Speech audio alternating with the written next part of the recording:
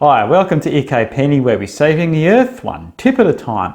It's very important to avoid food wastage at home, so all the groceries are used for meal production and you're not wasting any food, because it's a waste of resources producing that food if it's just going to go to waste anyway. I'll show you how to do that at home with some easy steps.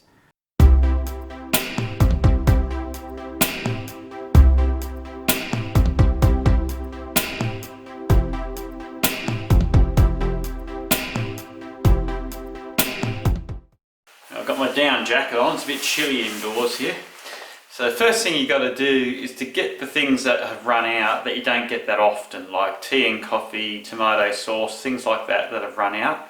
Put them on the list first. If you want to be really clever, the things that you don't get that often, if they start to run out, just put them on the list that you've got in the notepad in the kitchen, so it makes it easier.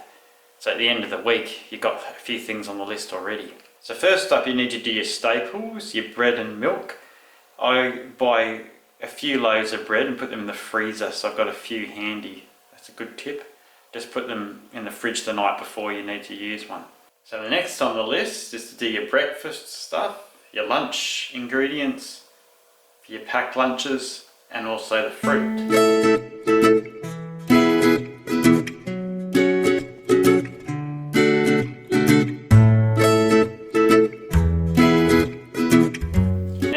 Tricky bit to do the meals. That's where the most wastage is. If you just get random ingredients and make meals, you'll either have not enough or too much stuff, especially the fresh fruit and veggies.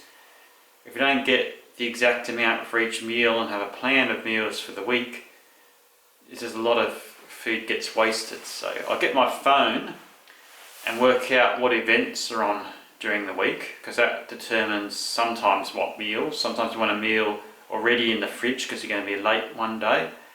So if you've got a day off, you might want to cook a more complicated meal that day because you've got a day off and enough time to do it.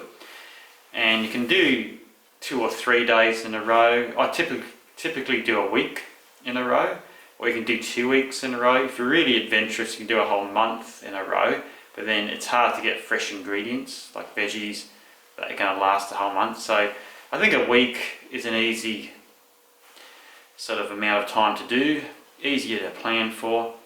And then you basically buy your groceries in bulk for that week, and you've got your list of meals for the week. So let's get planning. So there's my schedule. It starts on Sunday, ends on the Friday. So it's a total of 6 meals I've got a plan for. So I've got a performance to watch on the internet on the Wednesday. It starts at 7:30, so I want to try and have dinner made before 7:30. Got a music event that I'm going to be a bit late for on the Thursday, so I prefer to have dinner in the fridge ready to go on the Thursday. And I've got a Zoom meeting Friday night, so I prefer a dinner already made for that day too if I can.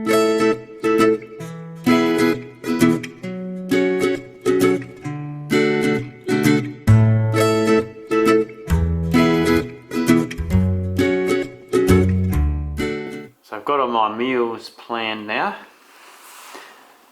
The Monday and the Friday have got dots on them, so they're already made, frozen in the freezer that I've done before. So I've just got to put a note in the diary to put the curry in the fridge on the Sunday and the spag bowl in the fridge on the Thursday, so they'll be defrosted, ready to go.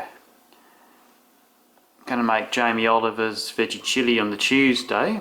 And because it's only one meal, I'm going to freeze the rest. So if you get into the habit of every week or so freezing a few meals, it means the following weeks it makes it a bit easier because some of your dinners are already made.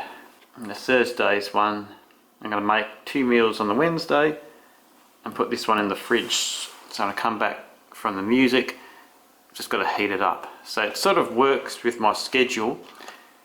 What days off I've got and what events I've got determine partly what meals to do. So all I've got to do is to get all these ingredients and put them on the shopping list.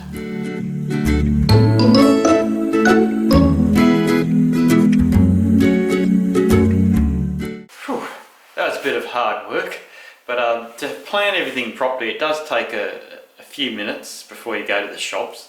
So that way you get the right amount of ingredients for the meals for during the week. So you're not going to have too many veggies, not enough veggies, and all that sort of thing.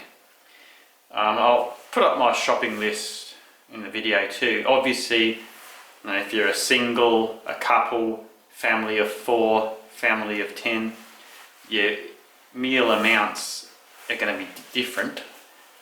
So you might, you know, be getting 5 carrots instead of 1 carrot.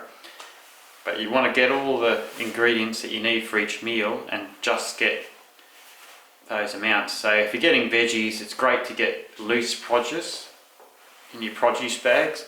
So that way you're not buying a whole bag of 20 onions when you only need 1 onion or 2 or 3. And the loose produce, you don't have all the plastic packaging, so that's another advantage too. So it just takes a little bit of planning, work out what meals you're doing for the week, and just get those ingredients for those meals already. In my case, some of the meals are already made, frozen in the freezer, and also some of the ingredients I've already got in the cupboard, like tins of lentils and chickpeas and things like that. So you might not have to buy absolutely everything, so just don't forget to check what's in your cupboard, so you're not duplicating stuff that you've already got in your cupboard. So don't forget your reusable shopping bags. They should be in your car boot already, but if they're not, go and grab them. And these produce bags are great too, so you put your loose veggies in these instead of using the plastic bags that the shops provide. Right, ready to go to the shops now. So there's the shopping done for the week. So some of the ingredients I had already. But that way I've got the whole week groceries done in one go, and there's no wastage. I've only bought enough that I need. Obviously if you've got a bigger family, you'll have more food to count for the number of people, but it's a similar principle, you just upscale it for if you've got more people. That's all the groceries packed away, so don't forget to put your shopping bags back in the car boot ready for next time.